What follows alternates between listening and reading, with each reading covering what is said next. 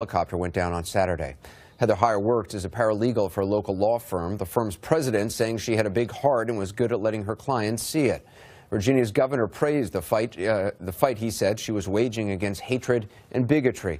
A close friend and co-worker said she was a sweet soul and said she'll never be forgotten. Heather was just 32 years old. She was killed when a rally participant drove his car into a crowd of counter-protesters. You saw the video right there. I spoke with her mother, Susan Bro, earlier tonight. Susan, I'm so sorry for your loss. If you could just tell us a little bit about your daughter, Heather. What kind of a woman was she? Heather was a very passionate woman. She was very fair-minded. She was driven to make people clarify their situation, to make people accountable for their behavior, to make people look at themselves and stop what she believed to be unfair. Injustice was something that she thought a lot about, worried a lot about. I don't think she worried a lot about it. She had a real radar for that. Something that would often pass other people by because this is the way we've always done it. She would call you out on it. She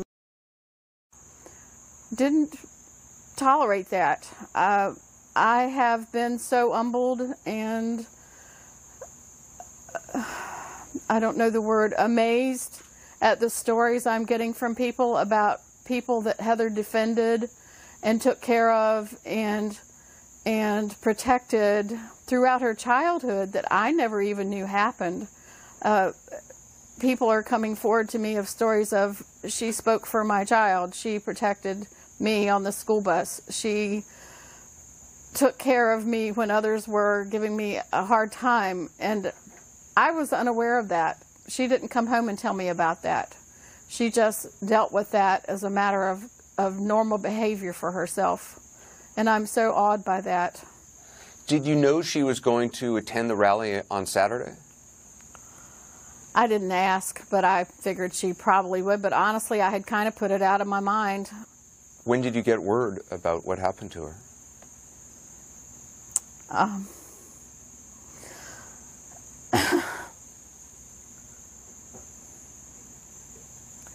I was actually here where we're filming right now with my best friend, and I got the word that they were looking for Heather's next of kin at the hospital. And I kept calling the hospital as my friend was driving me to the hospital, and they kept saying, "We don't have a patient by that name."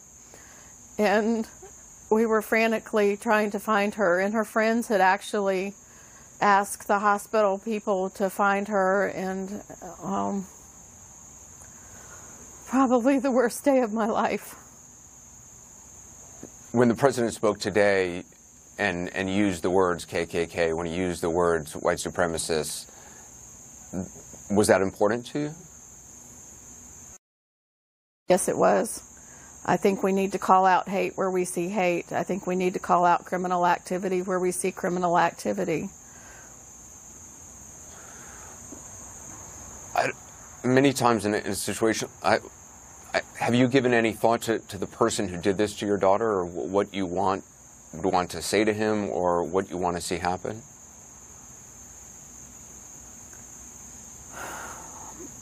I have two feelings about this young man.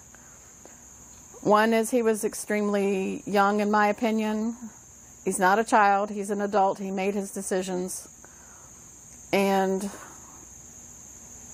I believe that he thought hate was going to be the answer and that hate is going to fix things. But he was wrong, and he will someday come to see that, I hope, and I'm sorry for the pain he will go through when he sees that. I'm sorry for the pain that he's putting his mother through right now. I'm also extremely sorry that he chose to kill my child and to injure a bunch of other people. He didn't have the right to do that. And if you watch the tapes, you can tell he had that exactly in mind. This wasn't a video game, buddy. This was real people. Okay, there are real consequences to what you did, and I'm sorry you chose to do that. You have ruined your life, and you've disturbed mine, but you took my child from me, and I'm going to be the voice that she can no longer be. And so you gave us a national forum, and maybe I should thank you for that, but I can't. I would rather have my child. You talked about the outpouring of memories from friends of Heather. I'm wondering how you would like her to be remembered, or how she would want to be remembered, do you think?